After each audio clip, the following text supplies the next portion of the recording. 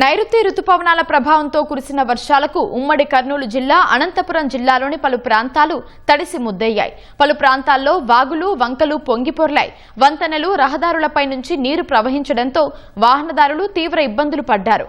కొన్ని గ్రామాలను వరద నీరు ముంచెత్తడంతో ప్రజలు ఇబ్బందులు ఎదుర్కొన్నారు. భారీ ఈదురుగాలులకు చెట్లు విద్యుత్ స్తంభాలు నేలకొరగడంతో విద్యుత్ సరఫరా నిలిచిపోయింది.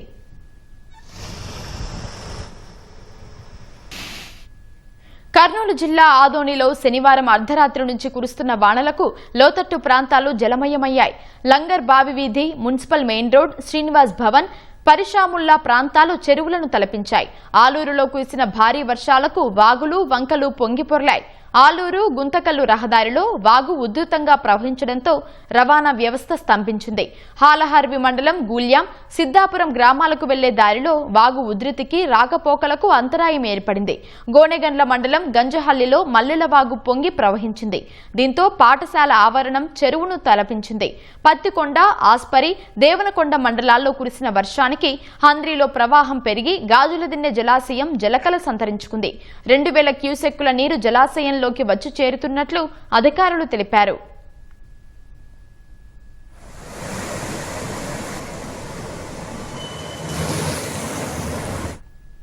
ఆదోని నియోజకవర్గం బస్సాపురం గ్రామంలోని మేకవంక పొంగి పొర్లడంతో గ్రామంలోకి నీరు చేరింది.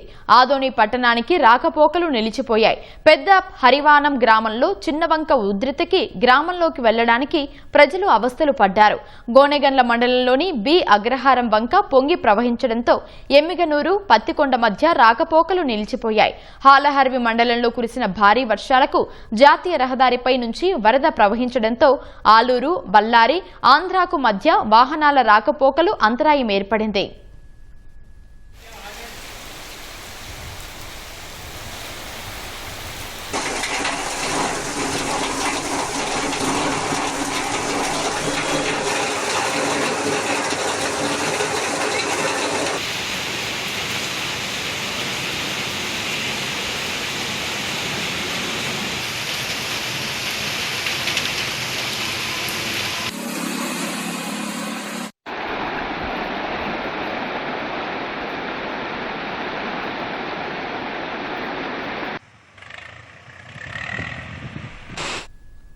అనంతపురం జిల్లా ఉరవకొండ నియోజకవర్గంలో రాత్రి నుంచి కురిసిన భారీ వర్షానికి లోతట్టు ప్రాంతాలు జలమయమయ్యాయి.